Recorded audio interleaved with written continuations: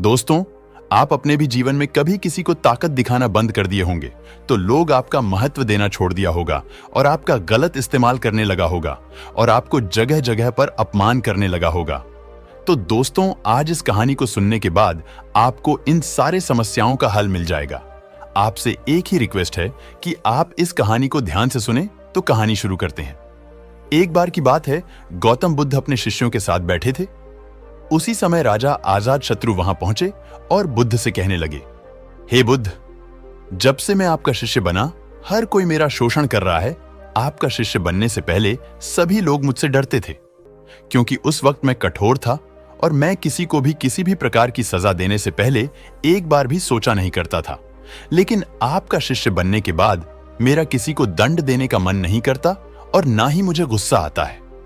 मैं शांत हो चुका हूं और सभी को दया भाव होना से देखता हूं, लेकिन कुछ लोग मेरे इस बदलाव का अनुचित लाभ उठा रहे हैं और इसी कारण से मेरे राज्य के लोगों को भी एक तरह के खतरे में डाल दिया है। कृपया अब आप ही मुझे बताएं कि मुझे अब क्या करना चाहिए। राजा शत्रु की यह बात सुनकर गौतम बुद्ध ने एक कहानी सुनाते हैं और कहानी कुछ इस प्रकार है। एक बार एक बड़े पेड़ के नीचे एक जहरीला सांप रहता था। पेड़ एक गांव के पास में एक कोने में हुआ करता था। वहां अक्सर सुबह शाम लोग बैठक लगाते थे और खूब बातें करते थे।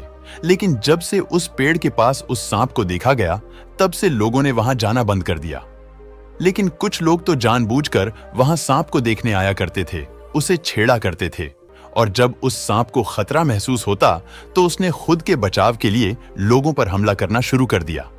वे सांप अपने क्षेत्र में लोगों का आना जाना भी बर्दाश्त नहीं करता था, जिससे गांव के कई लोगों की जान जाने लगे। इस तरह पेड़ के आसपास जब भी कोई हलचल होती तो सांप वहां आ जाता और हमला कर देता। सांप की दहशत अब पूरे गांव में हो गई थी। अब लोगों ने बिल्कुल ही उस पेड़ के पास आना जाना बंद कर दिया। एक दिन एक साधु उस गांव से गुजर रहे थे। तभी उस साधु की नजर उस विशाल से घने वृक्ष पर पड़े जिसके नीचे वो सांप रहा करता था। घने पेड़ को देख साधु के मन में विचार आया कि चलो वृक्ष की इस ठंडी छांव के नीचे बैठकर कुछ देर ध्यान लगाया जाए। उसी वक्त गांव के कुछ लोग अपनी गाय लेकर घर की ओर जा रहे थे। तभी उन लोगों की नजर जब उस साधु पर पड़ी जो कि उसी पेड़ की तरफ जा रहा था। तभी लोगों ने उस साधु को सांप के बारे में बताते हुए सावधान किया कि आप उस पेड़ के पास मत जाना। वहां एक जहरीला सांप रहता है जो 84 हलचल होने पर भी हमला कर देता है और अब तक कई लोगों को काट भी चुका है, जिससे कई लोगों की मृत्यु हो चुकी है। लोगों की यह बातें सुनकर साधु मुस्कुराए और उस पेड़ की तरफ आगे बढ़ते गए। जगह को थोड़ा साफ करके जैसे ही साधु ध्यान करने के लिए बैठे, तभी सांप हलचल सुनकर साधु के सामने आ पहुंचता है और पुकारने लगता है। पुफकार की आवाज सुन साधु की आंख खुलती है और वह सांप को देखने लगते हैं।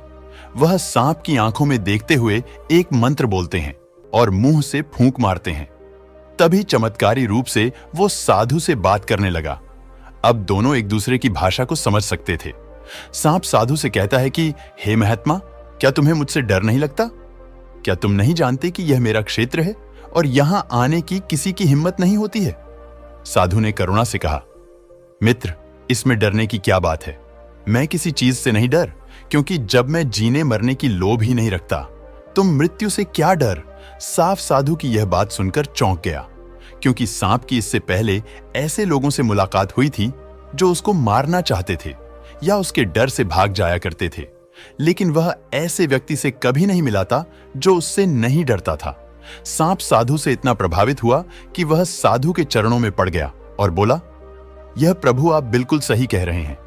आज तक मैंने जो कुछ भी किया है अपनी जान बचाने के लिए किया है। अपने क्रोध के चलते ना जाने कितने निर्दोषों की जान भी ले ली है। इसके बाद साधु सांप को बहुत सी बातें समझाकर वहां से चले जाते हैं। साधु की बात से प्रभावित होकर सांप ने निश्चित किया कि यहां सेवा किसी को भी नहीं काटेगा। वह अपने क्रोधी स्वभाव को त्याग देगा, दूसरों को काटना बंद कर देगा। लेकिन इसका नतीजा उल्टा निकलता है।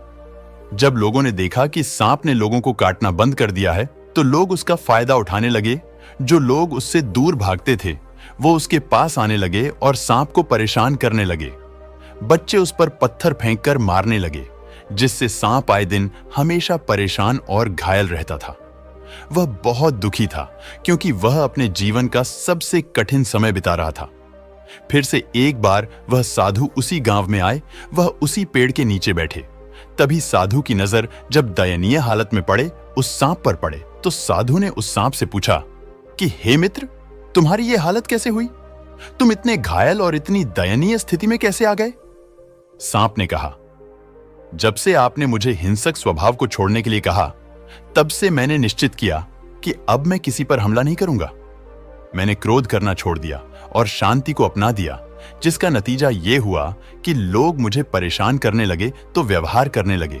कोई पत्थर से मारता है तो कोई डंडे से पीट कर चला जाता है। सांप की बात सुनकर साधु ने कहा, मित्र, मैंने तुमसे कहा था कि बेवजह दूसरों को मत काटो, लेकिन मैंने तुम्हें तुम्हारी आत्मरक्षा के लिए हमला करने से नहीं रोका था। कहानी सुनाने के बाद बुद्ध ने राजा से कहा कि हे राजन, तुमने भी मेरी बात गलत तरीके से अपनाया। ठीक उस सांप की तरह ही मैंने आपसे अपने कर्तव्य को छोड़ने के लिए नहीं कहा था, किंतु आप अपने कर्तव्य से भीमुख हो गए हैं। आप एक राजा हैं। अतपूर्ण रूप से आपको एक साधु की तरह व्यवहार करना आपको खतरे में डाल सकता है। आपको सिर्फ अंदर से साधु की तरह रहना था और बाहर से राजा की तरह, ताकि जरूरत पड़ने पर खुद की, रजा की और राज्य की आप रक्षा कर सकें। दोस्तों, आपने यह बात सुनी हुई होगी कि जैसे कि जंगलों में होता है, जो सबसे सीधा पेड़ होता है उसको सबसे पहले काटा जाता है, और यही कानून दुनिया के लोग पर भी लागू होता है। अच्छे और भोले लोगों का खूब फायदा उठाया जाता है।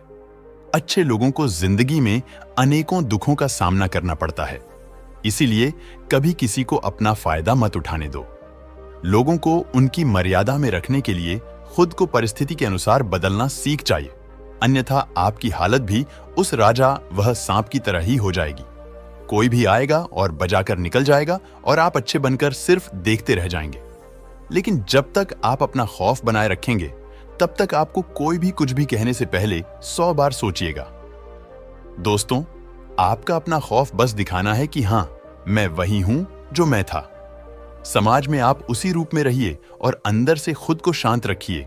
किसी का बुरा मत करिए और जितना हो सके अच्छे कर्म और लोगों की सेवा मदद करते रहिए। बस यही आपका कर्तव्य होना चाहिए। सिंपल और सीधा सा मतलब, जिसके साथ जो जैसा व्यवहार करता है उसी के साथ वैसा व्यवहार करिए। जो जिसके लायक है उसी के अनुसार उसके साथ पेश आई है। तो उम्मीद है दोस्तों कि गौतम बुद्ध की ये कहानी आपको जरूर पसंद आई होगी। दोस्तों, आपसे अंत में एक ही रिक्वेस्ट है कि आपको कहानी पसंद आई हो तो आप हमारे चैनल को जरूर सब्सक्राइब कर दीजिएगा।